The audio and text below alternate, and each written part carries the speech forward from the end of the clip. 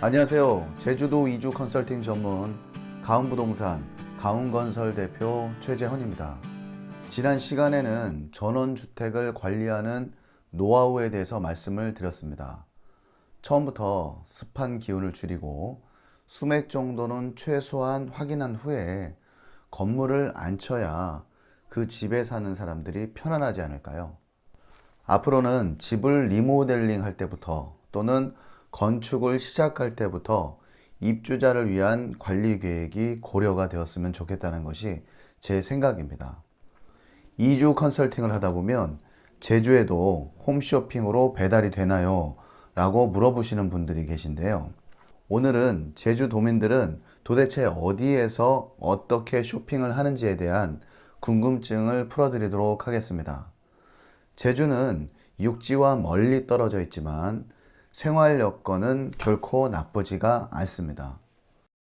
첫 번째입니다. 제주도에는 백화점이 현재 없습니다. 제주까지 와서 무슨 백화점이냐 하시는 분들도 계시겠지만요. 하나쯤은 있을 법한 백화점이 제주에는 현재 존재하지 않습니다. 과거 2000년대 초에는요. 신한백화점과 롯데 챔피언 백화점이 있었으나 운영 조건이 맞지 않아서 사라졌다고 합니다.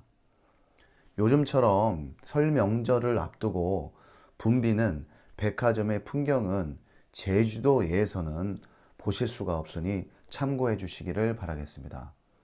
또한 제주도는요, 이마트나 홈플러스 등의 대형 마트에서 운영하는 문화센터 프로그램이 거의 활성화되어 있지 않습니다. 저는 아이들을 키우면서 대형 마트의 문화센터 프로그램을 많이 활용했었는데요.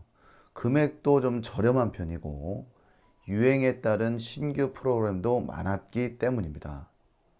대신에 제주도 도심 지역의 동사무소에서 운영하는 문화교실 등은 매우 활성화가 되어 있어서 모집을 시작하면 바로 당일날 수강이 마감될 정도입니다.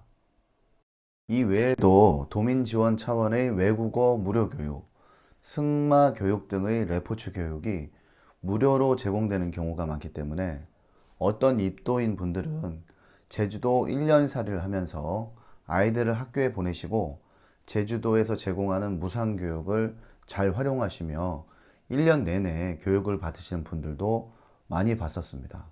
참고해 주시기를 바라겠습니다. 두 번째입니다. 제주도는 동네형 마트가 더 활성화가 되어 있습니다. 저도 입도 초기에는요, 신제주인 노영동까지 차를 몰고 가서 대형 마트에서 육지에서처럼 일주일에 한두 번 정도 장을 한꺼번에 봤었는데요.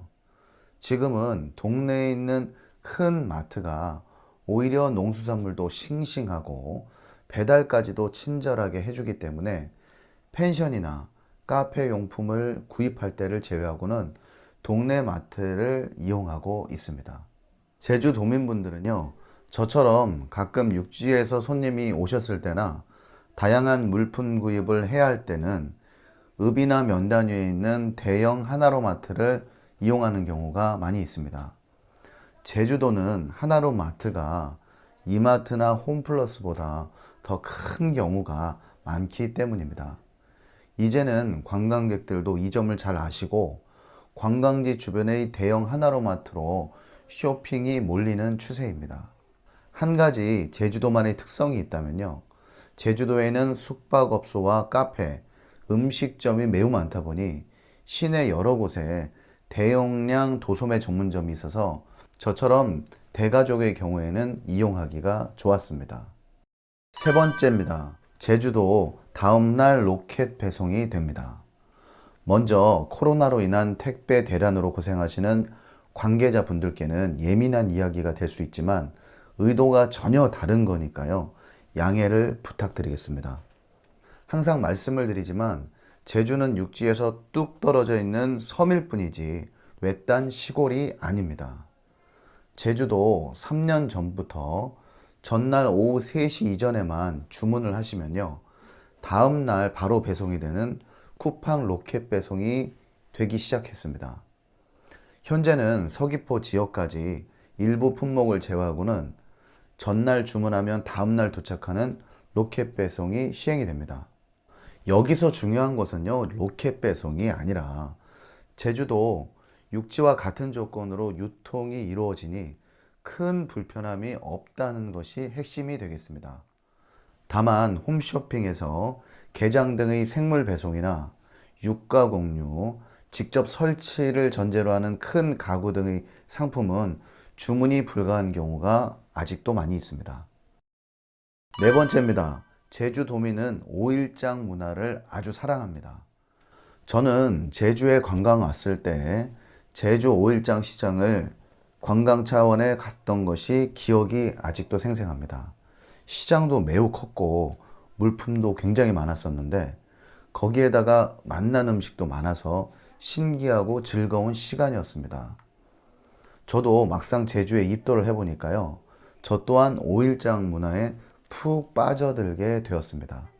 대표적인 예가 5일장이 열리면 장에 가서 원하는 물건을 미리 사다 놓고 5일장에서 열리는 식당에 들어가서 고기국수나 국밥, 전집 등에 가서 막걸리와 한잔하는 그 여유였습니다.